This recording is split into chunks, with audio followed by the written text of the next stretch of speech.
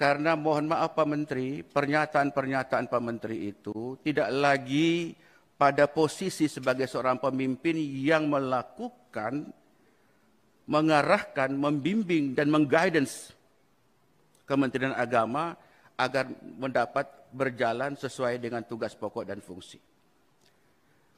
Kedua, anggaran yang tidak berpihak itulah juga ikut memacu dan memicu hubungan yang retak antara DPR dengan Menteri Agama.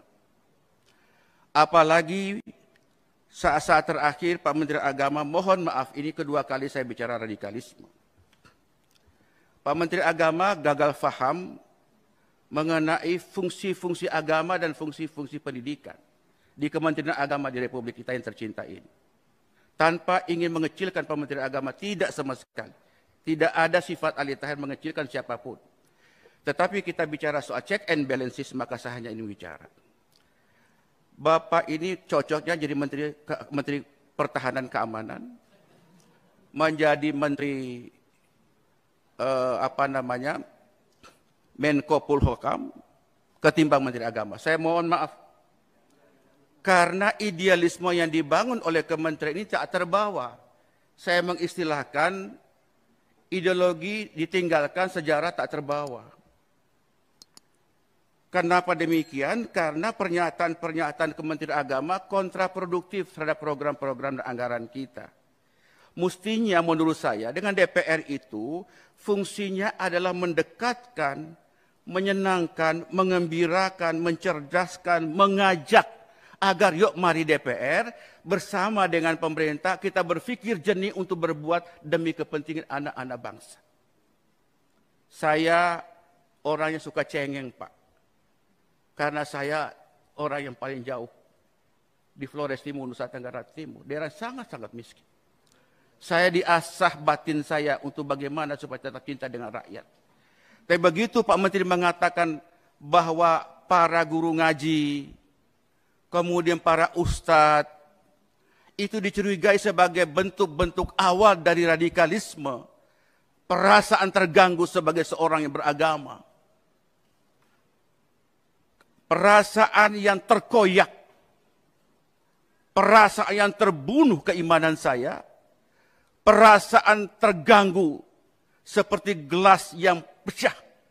Seolah-olah selama ini kita sholat, kita ngaji, kita berbuat sesuatu itu tidak ada arti apa-apa. Wallahi, tadi pagi saya sengaja dalam rapat ini saya membuka surat Al-Qiyamah. Saya menangis Pak. Allah mengatakan, فَإِذَا قَرَأْنَهُ فَاتَّبِعْ قُرْآنَهُ. Jika kami telah membacakan Quran itu, maka ikutlah bacaannya. Saya membaca itu, air mata saya keluar, kemudian saya teringat Pak Menteri Agama. Kok tega menyatakan bahwa para ustadz, para guru ngaji itu adalah bagian dari bibit-bibit radikalisme. Apakah itu betul atau tidak, soal nanti Pak Menteri mengklarifikasi. Tetapi publik sudah menyatakan itu. Sampai saya bertanya, Pak Menteri Agama Islam atau bukan? Saya mohon maaf. Perasaan seuzon sebagai seorang tidak boleh sebenarnya. Tapi ada perasaan yang tak enak. Karena kami anggota DPR seperti mendayung di tengah dua selah karang, Pak. Karang yang pertama adalah idealisme yang kami bangun. Kami rakyat kecil, Pak. Kami ini suara yang mendukung kami orang-orang kecil. Karang yang kedua adalah kekuasaan. Antara dua selah karang itulah mempertemukan kita di forum yang terhormat ini. Nah dengan demikian maka menurut pandangan saya, Pak Menteri Agama sekali lagi saya mengajak, berhentilah berkata radikalisme. Berhenti berkata radikalisme. Islam yang kita pahami ini Islam yang rahmatan lil alamin, dibangun oleh baginda Nabi Muhammad SAW penuh dengan kasih sayang. Penuh dengan kasih sayang. Tidak ada kebencian. Kalau Menteri Agama sudah memandang umatnya, memandang rakyat penuh dengan kebencian, berhenti dari Menteri Agama Republik Indonesia. Hari-hari kami Pak berhadapan dengan rakyat kecil. Saya hari ini dapat viral lagi Pak Ali Tahir. Perjuangkan aspirasi kami. Saya bilang aspirasi itu bisa berjalan kalau imamnya tidak batal wudhu. Kalau imamnya sudah batal wudhu, makmum tidak boleh mengimami seorang yang sudah batal wudhu. Referensi-referensi radikalisme itu kan referensi orang luar terhadap umat Islam, mau Islamofobia, menghardik umat Islam, dan tolong lihat ini Islam dalam konteks global, bukan dalam konteks Indonesia semata.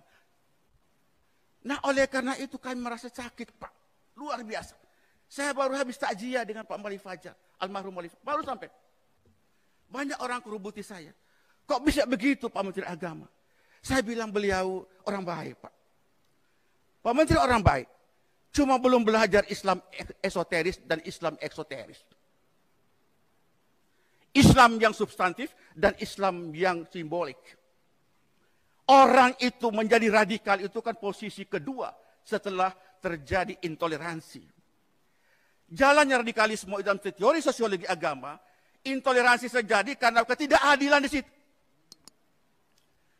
Penegakan hukum yang tidak terjadi. Hak-hak miskin, orang miskin yang terabaikan. Kebanggaan bangsa tercabut. Liberalisasi yang begitu kuat, kapitalisme begitu kuat. Sementara orang menangis, orang menderita di atas tanah air sendiri. Nah, oleh karena itu paling mudah membangun bangsa ini jika intoleransi ini harus dimulai. Pertama adalah tegakkan keadilan. Yang kedua, sayangin orang miskin. Kurangin kesenjangan sosial ekonomi. Tidak boleh ada diskriminasi. Nah, baru radikalisme. Radikalisme terjadi apabila tiga faktor-faktor tadi bisa dijalankan dengan baik. Baru terakhir itu baru terorisme. Jadi kalau saudara menteri menganggap semua para mubalik ini adalah bagian dari bibit-bibit radikalisme, saya tidak mau bicara apa lagi. Masih perlukah musabaqah tilawatil Quran? Masih perlukah musabaqah tilawatil Quran? Yang tujuannya adalah mendengarkan orang membaca Quran, kita mengamalkan isinya, berfaedah, agar membangun kekuatan spiritualitas dan juga membangun kekuatan horizontal. Oleh karena itu menurut pandangan saya Pak Ketua, Pak Yandri, marilah kita rekonstruksi, reformulasi fungsi-fungsi agama, baik itu fungsi menyangkut masalah pembinaan internal umat beragama, antar umat beragama, dengan antar umat beragama pemerintah, mesti kita bangunkan kembali. Tidak boleh membangun bangsa ini penuh dengan prasangka. Kedua, fungsi pendidikan. Fungsi pendidikan, Anda bicara fungsi lebih berarti dibicarakan soal radikalisme, yakinlah itu. Anda sangat berharga kalau bicara soal fungsi agama dan fungsi pendidikan itu dalam perspektif dakwah, Pak. Kami suka mengalami suka duka berdakwah di lapangan. Suka duka, Pak. Tapi kami tetap berjalan. Nah, oleh karena saya menghimbau Pak Ketua, menurut saya sependapat jika hari ini kita tidak lagi membicarakan anggaran dulu, clearkan dulu anggaran, supaya fokus programnya, money follow function, money follow value, dan money follow macam-macam itu di-clearkan dulu, baru setelah itu kita bicarakan rapat berikutnya, supaya maksud dan tujuan anggaran ini dapat fokus sesuai dengan tujuan anggaran belanja kita. Demikian, mohon maaf jika ada berlebihan, tetapi rasa rindu kita kepada kekuatan bersama, check and balances dalam kehidupan berbangsa dan bernegara, itu menjadi penting adanya buat kita. Nasrun minallah, wa fathu fari wa basyiril mu'minin, walal muafiq ila aqwam thoriq. Assalamualaikum warahmatullahi wabarakatuh.